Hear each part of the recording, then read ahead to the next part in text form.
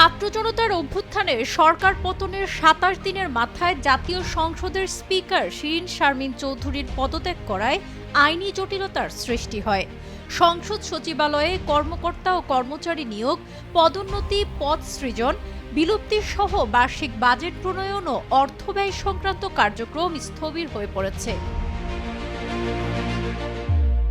পরিস্থিতি সামাল দিতে ক্রান্তিকালীন বিশেষ বিধান যুক্ত করে জাতীয় সংসদ সচিবালয় আইন ১৯৯৪ সংশোধন করা হচ্ছে। নতুন করে স্পিকার নির্বাচন ও কার্যভার গ্রহণ না করা পর্যন্ত সংসদ সচিবালয়ের সব ধরনের প্রশাসনিক ও আর্থিক ক্ষমতা প্রতিষ্ঠানটির সচিবকে দেওয়ার প্রস্তাব করে জাতীয় সংসদ সচিবালয় অধ্যাদেশ ২০২৪-এর খসড়া চূড়ান্ত করেছে সরকার। এটি অনুমোদনের জন্য শিগগিরই উপদেষ্টা পরিষদের বৈঠকে উপস্থাপন করবে মন্ত্রিপরিষদ বিভাগ। এটি কার্যকর হলে সংসদ সচিবালয়ের সব প্রশাসনিক ও আর্থিক ক্ষমতা ও কর্তৃত্বের অধিকারী হবেন প্রতিষ্ঠানটির সচিব। ২০০৮ সালের নির্বাচনে আওয়ামী লীগ ক্ষমতায় আসার পর স্পিকার নির্বাচিত হন আব্দুল হামিদ। তাকে রাষ্ট্রপতি নির্বাচিত করা হলে ২০১৩ সালের ৩০ এপ্রিল স্পিকার নির্বাচিত হন শিরীন শারমিন। এরপর থেকে টানা তিনি এই দায়িত্বে ছিলেন। গত ৭ জানুয়ারি বিএনপিবিহীন নির্বাচনে আওয়ামী লীগ জয়ী হয়ে সরকার গঠনের পর শিরীন শারমিন চৌধুরী আবার স্পিকার নির্বাচিত হন।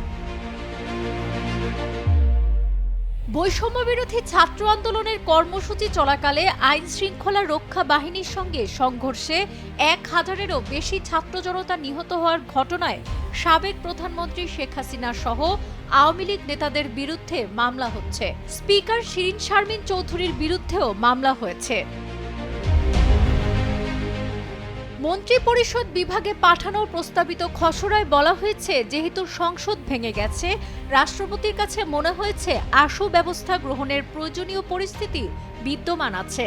তাই সংবিধানের ৯৩(১) অনুচ্ছেদে প্রদত্ত ক্ষমতা বলে রাষ্ট্রপতি জাতীয় সংসদ সচিবালয় সংশোধন অধ্যাদেশ ২০২৪ প্রণয়ন ও জারি করলেন। এতে জাতীয় সংসদ সচিবালয় আইন ১৯৯৪-এর ধারা ২১-এর পর নতুন ধারা ২২ সংযোজিত হবে।